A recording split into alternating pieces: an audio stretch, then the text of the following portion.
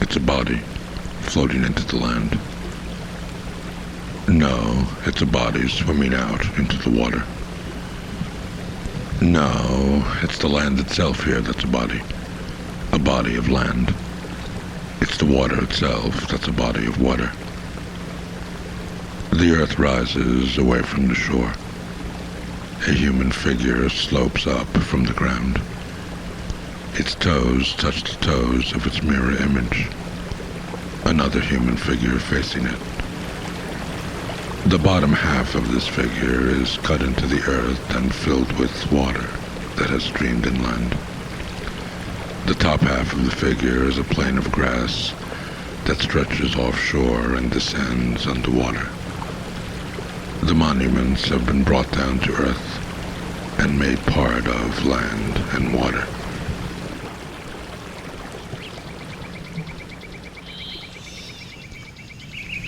There must be an airport nearby. The shadows of airplanes up in the sky are carved here into the ground. Planes are made of grass now, and planes are made of water. Planes are horizontal, above ground and below ground. Planes are inclined toward the ground and away from the ground.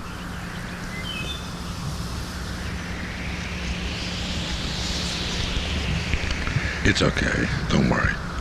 The sidewalk here is supposed to be water. The water rushes down the sloping street as we walk up it. The wall beside us is a wall of water that feeds the stream.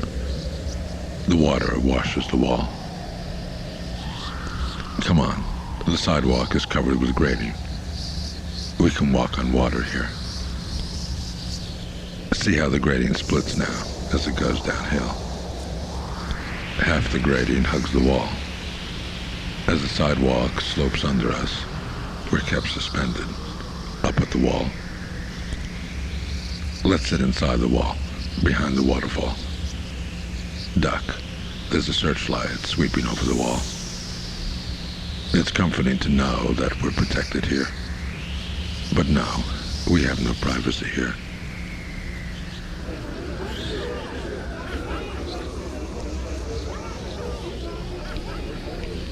The sidewalk breaks apart into steps here.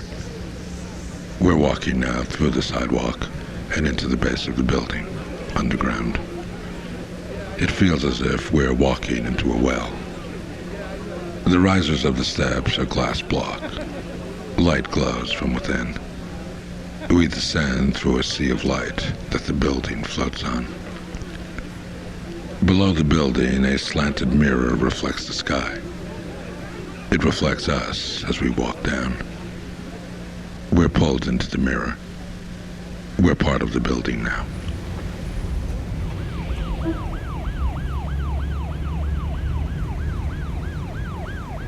Let's stop here in the middle of the street, at the traffic island. It's not so different from the street. The traffic island has been turned into a street, a rising street pushed up by a pile of cars. Come with me to the top of the street. Look down at the rows of signs, the rows of stores ahead of us. Take two. Let's stop here again in the middle of the street. This traffic island is an island of water. Cars are half submerged in water here. We're walking out on these little promontories made out of cars, these tiny islands. Cars are upended here, like rearing horses. They spurt water like spouting whales. Take three. Let's stop here again at another traffic island. Like the first one, it's a rising street, but this street splits in two and curves off in different directions. From up here, we take one last look at the shopping mall. If only we could have bought everything, we say.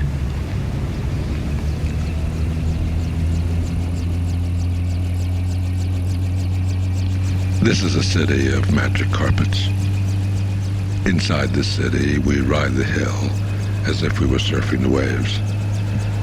The hill is a mound of garbage, but no matter. After all, this is a city of magic carpets. Each rug is a bed of rollers, bearings. As methane gas is released from the garbage, the rugs adapt and hug the shifting contours of the mound.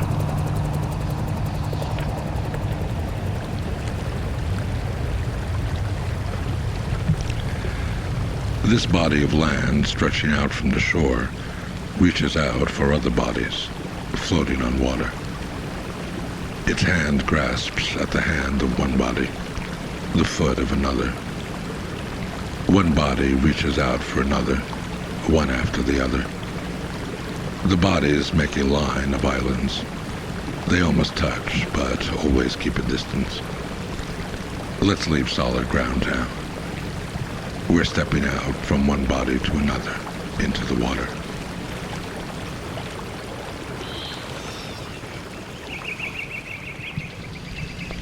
The ground here bursts either in or out, either up or down.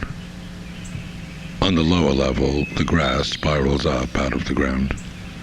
On the upper level, the ground spirals down into the ground. At the end of each spiral is a pool of water. Look, the pool is a fountain. There's a spurt of water over there. It stops. Look, there's another spurt of water up there. The United States flag is stuck in a field of other flags, slanted flagpoles at different heights. Either they're rising out of the ground or they're sinking into the ground. They're red flags. The flags are metal. They clank in the wind. Yes, yes, we hear you. Yes, yes, we're coming.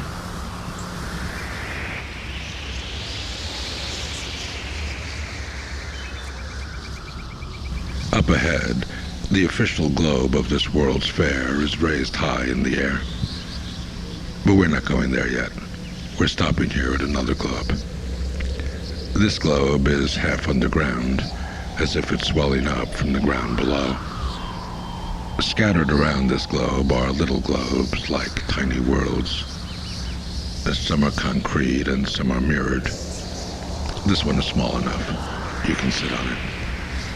And that one has a hole in it. You can crawl into this globe, as if into a private world. These globes prop up the upper hemisphere of the large globe. It's lifted open like a slit in the earth.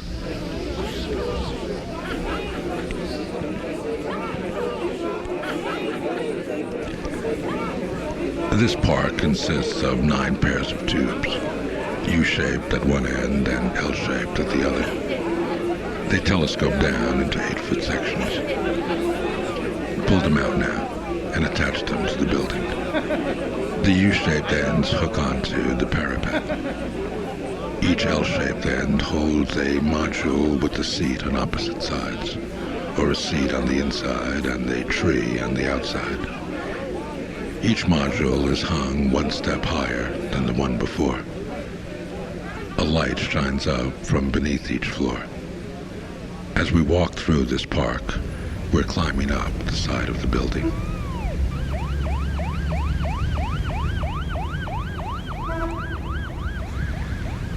These buildings tell time.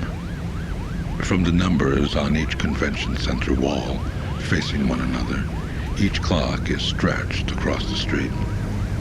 The hour hand on the sidewalk, the minute hand on the traffic island, the second hand across the street. To tell the time here, we have to read through the clock, across people and across traffic. We have to find our own time here. We have to make our own time. As we walk down the street, as we drive through the street, we're passing through time.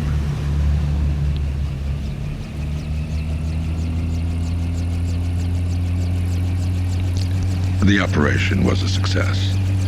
Not only are you alive, you wake up twice the person you used to be. You feel the cold in your bones, the cold steel hardware implanted into your skeleton. Like an arm splint, like a neck brace, like a prosthetic limb, the infrastructure of your house and car and furniture is screwed into your bones, like a monkey on your back and at your limbs and over your head. You learn to live with your second skeleton as you learn to live with a wart or a pregnancy or a cancer. It moves with you as you move, like a shadow, a mirror image, a dancing partner, a double.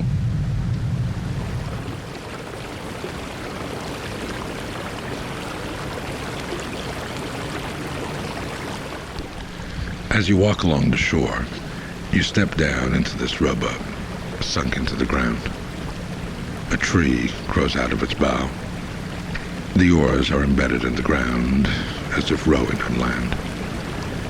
You sit inside the boat, as if the land were water, and gaze out over the canal. When you've had enough of dreaming, you get up and walk over to another boat, its mirror image in the water. A rowboat wedged into a disc of grass. You start to row. The disc of grass pulls out of a cut in the shore. You're rowing your own private island out to sea.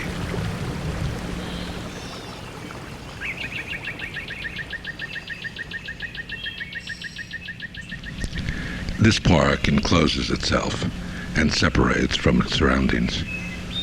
The plot of land pivots at its center, so that one end is above ground and the other end below ground. The pivoting plane is subdivided, each smaller plane pivoting in a different direction. The pivoting planes turn the space into a maze. The entrance to each successive plane is around the corner, and we have to meander around to find our way in. The downhill slope is the course for a water channel that crosses our path.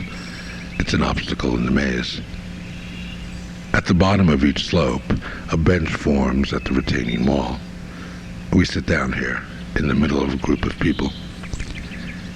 Inserted within the walls are culvert pipes that make tunnels and individual seats. You go off by yourself now, and you sit alone there.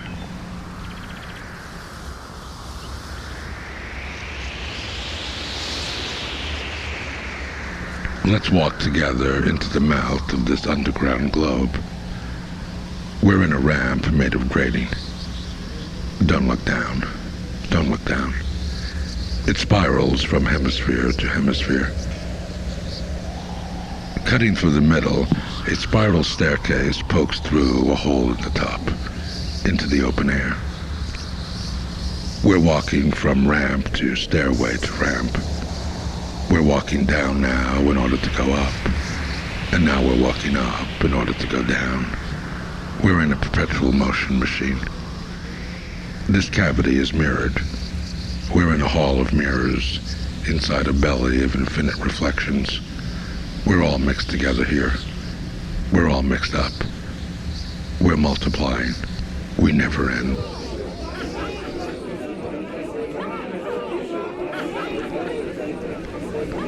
Hanging down the side of this building are corrugated metal roofs and grating floors. Each unit holds a different function, each step higher than the one before. The roofs collect rain and provide water. Let's climb the building. Here we are at a seat, a table, a stove, a refrigerator, a sink. We're getting higher now. Here's the shower, the toilet, the bed. We don't have to go inside the building. We have a house of our own outside.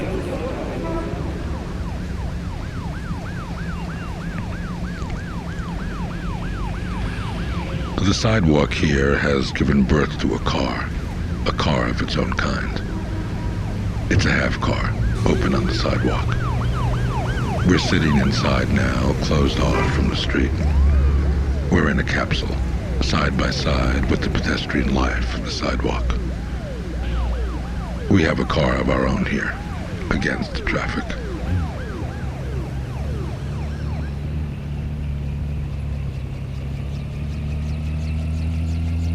This city is fed from below, from the methane gas of the garbage dump. The city is lit by garbage. The city is powered by garbage. In this city of magic carpets, Each rug is a web of bowls that rise the tide of the dump. When a bowl sits on the slope, the cup inside the bowl, the ball inside the bowl, swivels to stay horizontal. We remain level and safe while the city flies.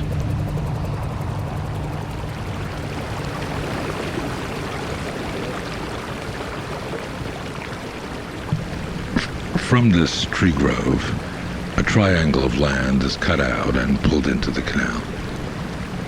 The triangle breaks up into smaller triangles, little islands, as water flows in to fill the spaces in between. The islands rise up above the water and dive down into the water.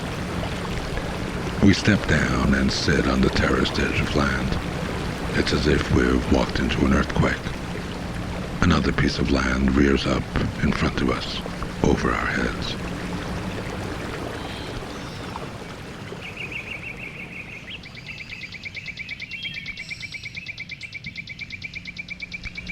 The ground in front of the schoolyard is mounded up 8 feet high and then sunk down 8 feet deep in front of the school building.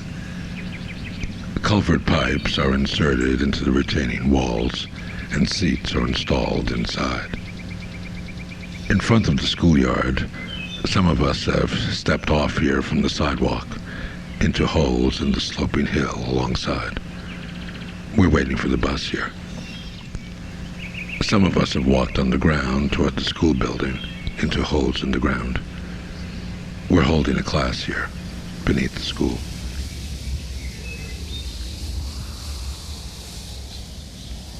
The two existent spheres on either side of the stairway are subsumed into a field of spheres, from small to large.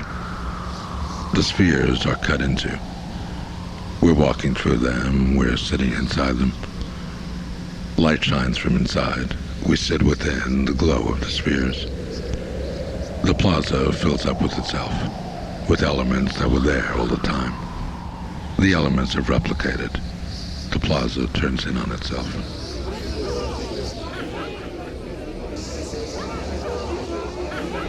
This office tower doubles now as a water tower. From different heights, waterfalls flow down the front facade, as if over a mountainside. Come with me into the building. We're walking inside a transparent tube through the waterfalls. The water that fills the courtyard slips through the side windows into the building. Inside the lobby, we sit on wedges of water. We sit in niches behind the water. The building is the home of an insurance company that's still standing in the middle of a flood.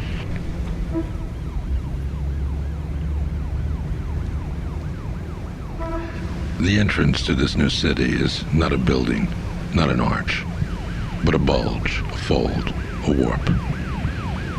The gateway isn't a structure. Instead, it destructures and restructures what's already here. The edge of the city doesn't rest horizontal, lying on the ground. The edge of the city rises up to assert itself. It curls up to become a flag. As we come into the city rises up to meet us. The city wraps itself around us. The city starts from the ground up. It gets its ground up. The ground of the city becomes the sky.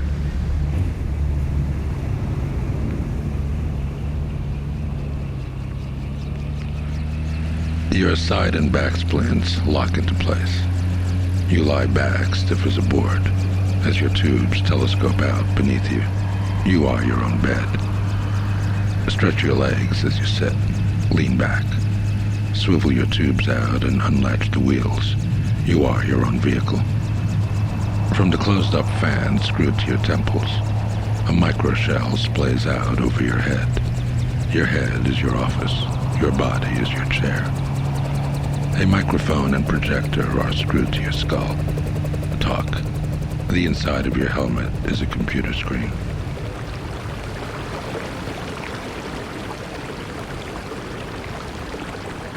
Up ahead of us, the tree grove looks normal, untouched. The trees are all level. But as we walk into the grove within the trees, The ground slips out from under us. The land ramps down, further and further below the trees, and disappears underwater. As the land sinks, the ground is compensated for. The trees stand on columns. As the land sinks further and further down, the columns are built higher and higher. We have a place here, as we grab onto a tree, as we climb a tree.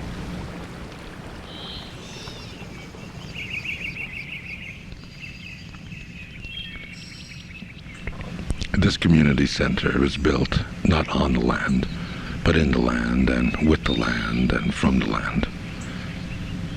Chunks of the upper level are cut out and moved over onto the lower level around it. In the middle of the mound, a large wedge is pulled out to the edge of the parking lot, making an opening, a town square, inside the upper level. A notch in the wedge, terraced into steps, functions as an amphitheater. On one side, a plane of grass is pulled out to make the roof of a one-story building. The displaced grass is replaced by the concrete floor of a basketball court. Around it, slivers of grass are tilted up to hold basketball hoops and light fixtures.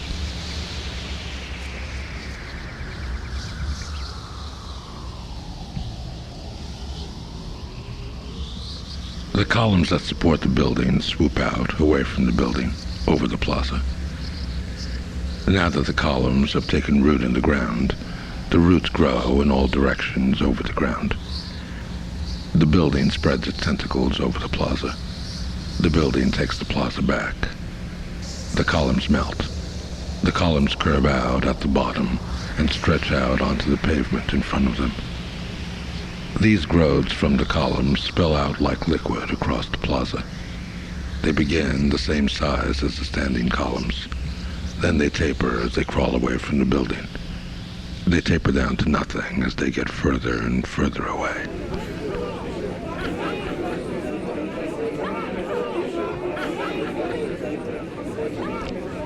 The facade of this gallery is divided into segments that pivot.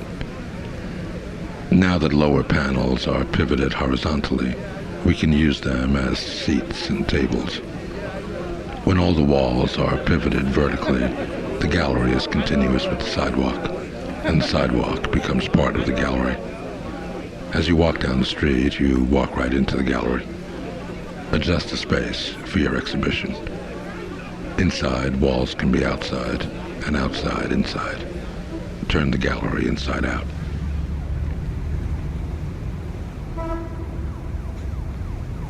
White clouds float above the traffic circle in front of us. As we drive toward the circle, one cloud turns blue and rotates over the road. As we drive into the city, we drive through a volume of blue light. Look, another car is driving down another road. Another cloud rotates over that road, turning it blue. A car drives down the third road, and that road turns blue. As a car drives down the last road, all the roads around us are bathed in a blue glow.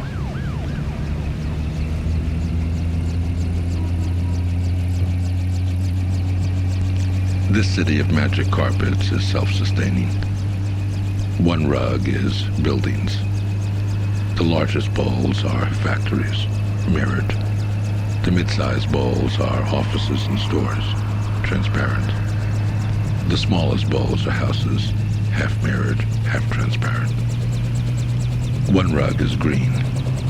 The largest bowls are grazing fields for cows.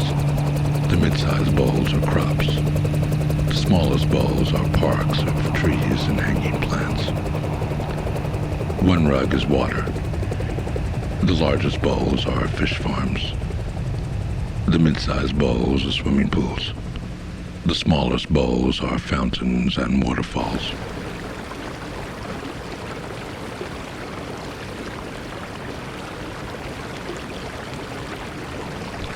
One quarter of this tree grove is pivoted out into the canal.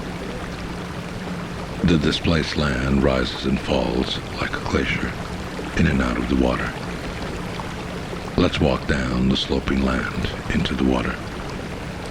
The land is cut between trees. Water seeps in between trees, leaving a tree on one side of the cut, on a circle of ground over the water.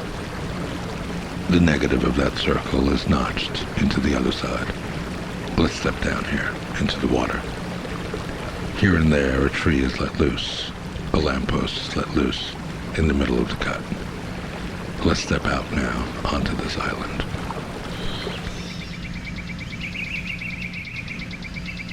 We enter the community center from below, from the sidewalk, or from above, from the footpath on top of the hill. On the upper level, the park level, trees are displaced to make a playground. A tree is raised on a column, and tunnels are dug for the column by pulling out concrete slabs. We can climb over those slabs. We can sit on them. On the lower level, the city level, from each slope that remains in place at the ends of the site, a wedge is pulled out into the parking lot, and an outdoor market is formed inside the slope. Trucks with goods for the market might unload in the parking lot. Shoppers might park here, next to the market.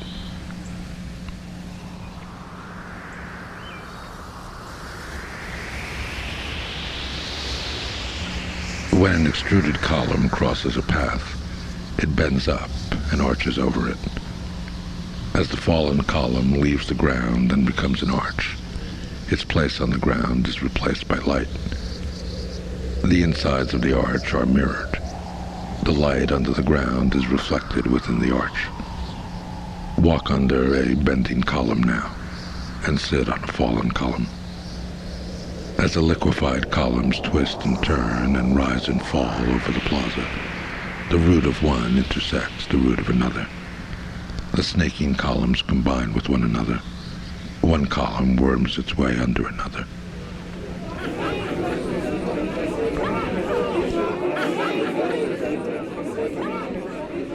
The concrete wall starts at the spiral of grass outside the building and winds from outside to inside. But the concrete wall isn't alone. Something is stuck to it. At the spiral of grass, the soil starts to rise up. A glass retaining wall holds the dirt in and allows the dirt to accumulate. When the dirt wall reaches the concrete wall, it clings onto it and uses it as support. The dirt wall starts to take. It fits onto the concrete wall like a new skin. As it moves over the wall, it moves upward. It rises up the wall. The ground fights back. The ground is brought up onto what's built on the ground.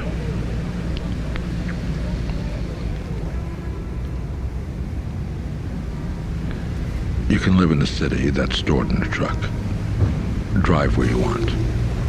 When the truck is parked, one unit after another is pulled out of the trailer. Each unit slides on tracks attached to the walls of the next largest unit.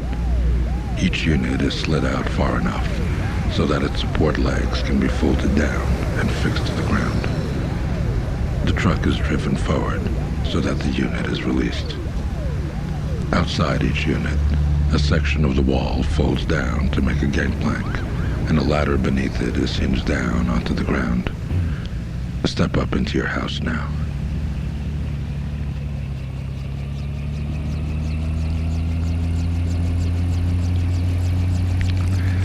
Like a turtle, you carry your home on your back. Your house is folded up into a backpack that fits onto your supplementary backbone. Pivot out your backpack and slide it down your backbone pipes. Your backpack telescopes and stretches out behind you. You've set down the foundations of your house. Your backpack opens like a fan. From your extended spine, a macro shell flares out over your body. You are your own house. Your house is your second skin. As you light your house from within, your skin glows.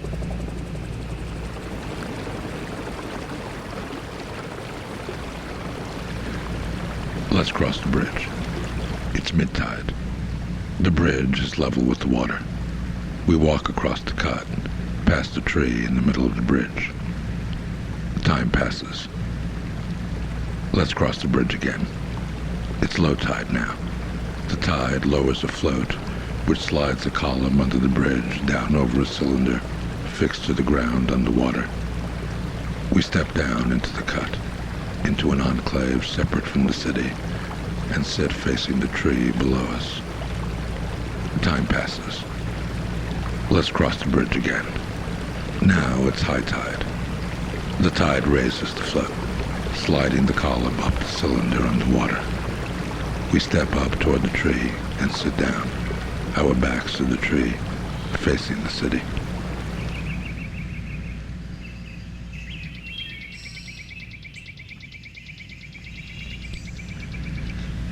Inside this war memorial, the land comes up in waves. The waves carry with them, under them, the names of the war dead. It's as if the names of the dead were submerged under the land. Now that the land waves up, the names are freed. The names are revealed underneath the waves. The names of the dead roll over us as we walk.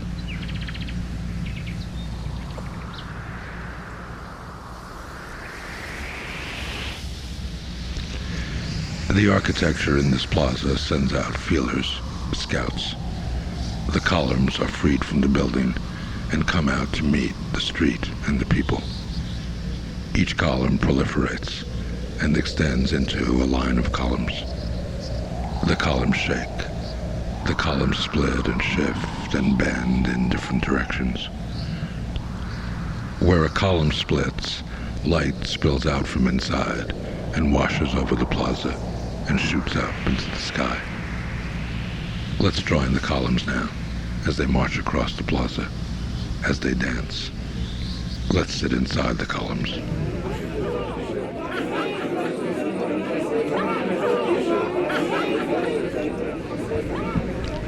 Inside the building, we can't keep the dirt out. As the concrete wall comes inside, it brings in the outside. Where the concrete wall splits off to hold the staircase, the dirt wall is carried with it. The dirt wall climbs the stairs. The dirt wall spreads over the concrete wall, rising up to cover it. To enter a room off the concrete wall, we have to walk through the dirt wall. A niche is cut out here. Sit inside the dirt wall. It's as if you're sitting inside a cave. When the dirt wall reaches the top of the concrete wall, it folds over onto the second floor of the building. The dirt wall is taken off on its own and left the ground.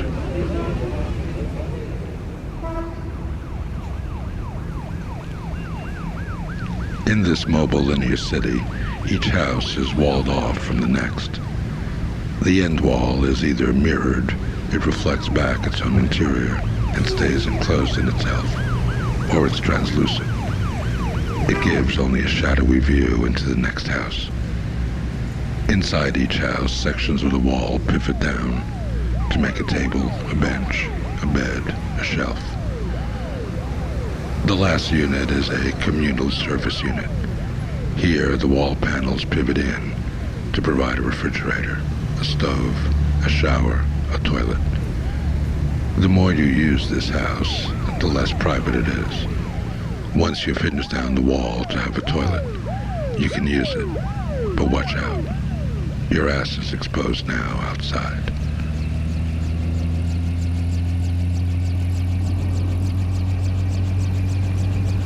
At the top of the garbage dump, the rugs of the city lift up to frame a public space below. You've walked up the mound between the rugs, on a mat of stones under steel mesh. You've arrived here at a plaza of waterfalls and hanging plants from the rug of greenery above. You access the city from here, up the columns that hold up the tilted rugs. The columns are elevator shafts. Upstairs, you walk along the rim of one bowl onto the rim of another. The rims are the walkways to the city.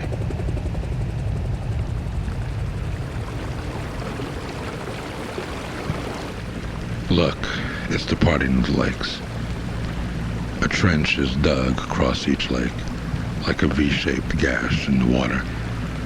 Water is displaced from within the lake to the top of the lake. The V-shaped channel extends up into an inverted V on top of the water. Waterfalls flow down the inverted V. The valley in the water makes a mountain of waterfalls on either side of the valley. The mountain of waterfalls makes a valley in the water between the mountains.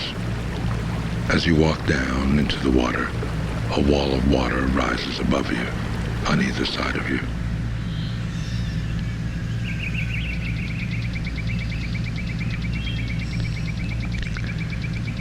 The two gardens from the past are each enclosed by an 8-foot-high chain-link fence. We can't go inside. These are gardens for the eyes only. The new garden in the middle is a garden for the body. A plane of chain-link is stretched between the two fences. It's a horizontal plane of ivy, 4 feet off the ground. We walk in a group down an 8-foot-wide pathway through the middle. Now turn onto a 4-foot pathway. Only 2 of us at a time can fit here.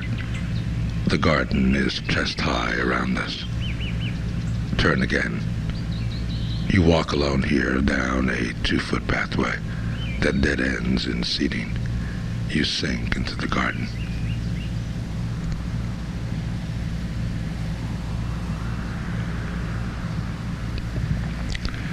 Walk with me now to the train station at the bottom of the hotel. Starting from the ground, walls rise up and curve over us like shells to become roofs.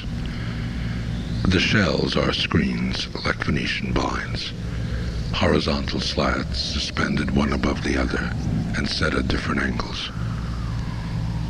Everything behind the screens, the ramps on either side of us and their retaining walls, the traffic on the ramps, the surrounding buildings in this canyon, they're all turned into flickers of images.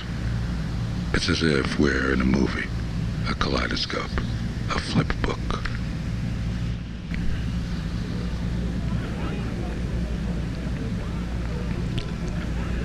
You approach the central exhibition hall, as always, from the museum lobby. But this time the room is doubled. It's as if you're seeing everything twice. The front wall has slipped down from itself and bulges out through itself. Behind the doorway, another doorway slants down across it. Inside the exhibition hall, the room you're in has fallen down on you. You're in a replica of the original room that slipped down from a corner. The skylight of the replicated room slants down over your head. At your feet, another skylight pivots up out of the floor. Another room, another replica of the original room, has started to rise inside the fallen room.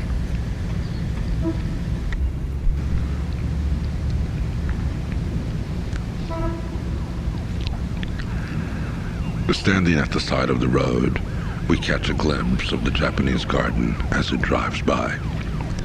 A thin, transparent box makes a plane of sand that sits on the hood and passes through the car.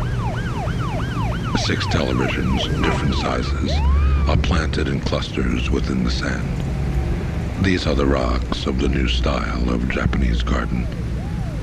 The sand is loose inside its container.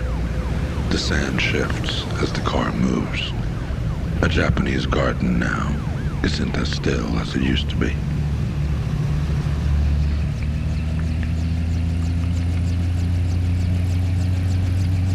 Your house is your car. Your head is your windshield and your rear view mirror. Your environment is projected inside your head. When you come back home, visitors can enter your house as if coming inside your skin. Not everyone is invited inside, but as long as you keep your lights on, everyone gets to see. Your house is an X-ray.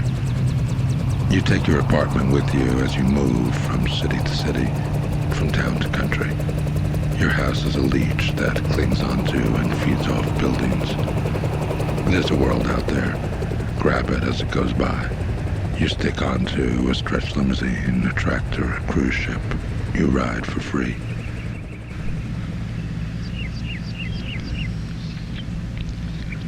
This strip of grass and trees that separates the street from the side driveway explodes into the city. Offshoots from the strip sprawl out, sweep out, to the sidewalks and streets and buildings around it. Within the strip, trellises rise up from the ground and bend and shoot out toward the edge of the strip. Plains of greenery reach the edge of the strip. You can sit inside them. Plains of greenery reach the edge of the sidewalk. You can take shelter under them. Plains of greenery reach the buildings across the driveway, where they function as canopies for the stores below.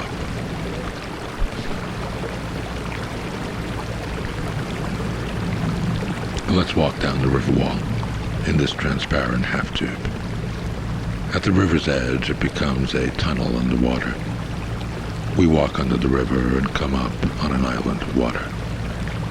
The island is a hollow egg split down its length, the top half shifted off the bottom half. The bottom half is a bowl that sits inside the water. We can go to the theater here. The top half is a dome that floats on the water. We can sit in a cafe here. Where the two half shells overlap in the middle, another egg is formed, half in water and half above water. Our children can play here.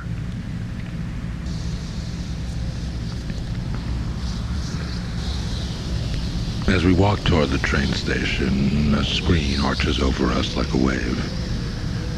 Between the mirrored slats, we catch glimpses of the buildings that loom over us. The walkway rises up and over us. We rise up and over ourselves, from mirrored slat to mirrored slat. From the bottom of each screen, light shines up the mirrored slats. Light bounces up from slat to slat, illuminating the walkway. The slats of the screen above us now are transparent blue. The buildings turn blue.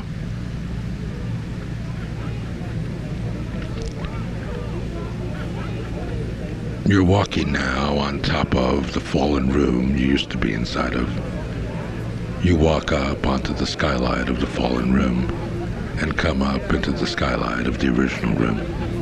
You're sandwiched now between the replicated skylight and the original skylight. Wedged through the falling skylight is a corner of the skylight of the rising room below. A tree growing out of the rising skylight comes up through the falling skylight.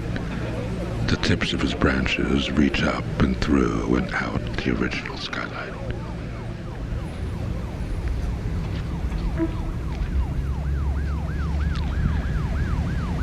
Do you want to rent a room for the night? Come to the car.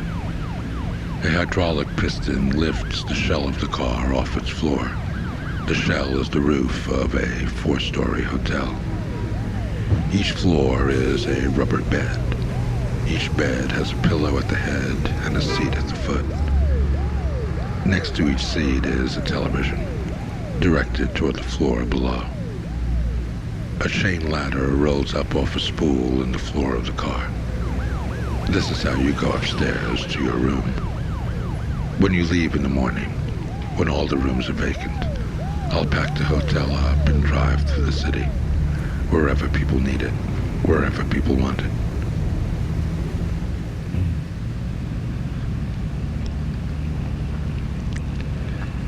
Time passes and the flying carpets fall. As gas is released from the garbage dump and the garbage dump shrinks, the outer sleeves of the columns that hold up the rugs slide down. The stairways and elevators sink in garbage. The bowls come down from the sky like fallen zeppelins.